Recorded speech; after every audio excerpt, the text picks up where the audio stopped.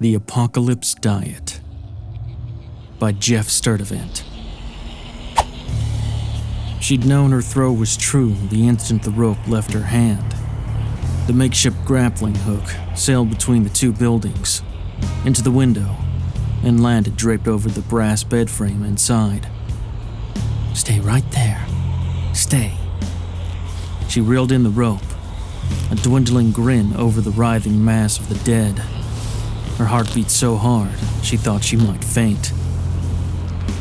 When the rope was near taut, she yanked, firmly seating the tongs of the bent garden rake around the brass bar with a satisfying clank. She stayed that way for a moment, worried any hasty movement might dislodge the hook, but it wouldn't. It was right where it was supposed to be. 500 times the charm, she said. She leaned on her heels and pulled, even over the 25-foot gap of muttering monsters 4 stories down. She heard the bed frame squeak on the wood floor. She kept pulling until the bed was wedged against the wall. Broken glass fell from the window frame and onto the horde.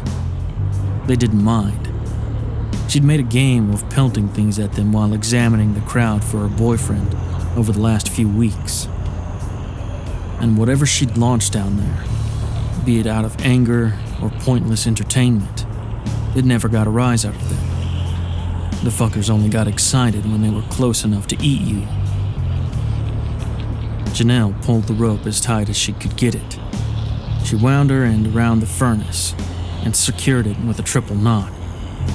She plucked the bedsheet rope like a giant guitar string. Success. She returned to the window and studied the neighboring building, Steve's building. Their relationship was born of proximity, a 20-minute conversation in the laundry room that led to a year-long romance. They'd discussed moving in together, but Janelle had declined, a decision she regretted so much it remained an ever-present knot in her stomach. They could have survived this thing together. Could he still be alive? Only 1 in 167 people had AB negative blood like she did, but those chances were far from zero. She needed to know for sure. She needed to get into that building. "You should see me now, baby," she said, rubbing her hands down the flat of her stomach. A month on the Apocalypse Diet had gotten her down to her high school weight. Best case scenario, he'd be appreciating her new body by nightfall. Second best, she'd find enough food to gain all that weight back. Worst case, her friends down in the alley would be the ones eating tonight. It was a good thing she'd lost that weight. When you were rope climbing over a pit of zombies, it was best to travel light. She breathed deeply, willing both oxygen and confidence into her blood. She fingered the handle of the knife tucked under her belt. She flexed and relaxed her fists, preparing for a death grip on the makeshift rope. And for the 100th time, she visualized climbing from the rope into the window. She'd waited long enough. She put one leg through the window, then the other. She sat on the sill and looked down.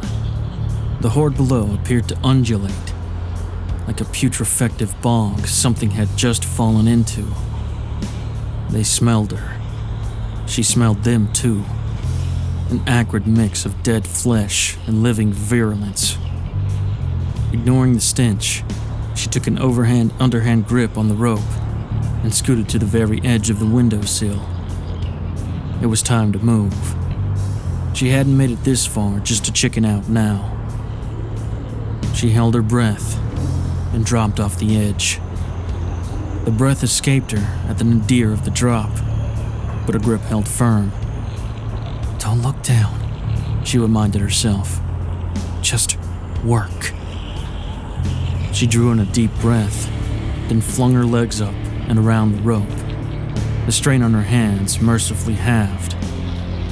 One hand at a time, one leg at a time, she inched herself along the line.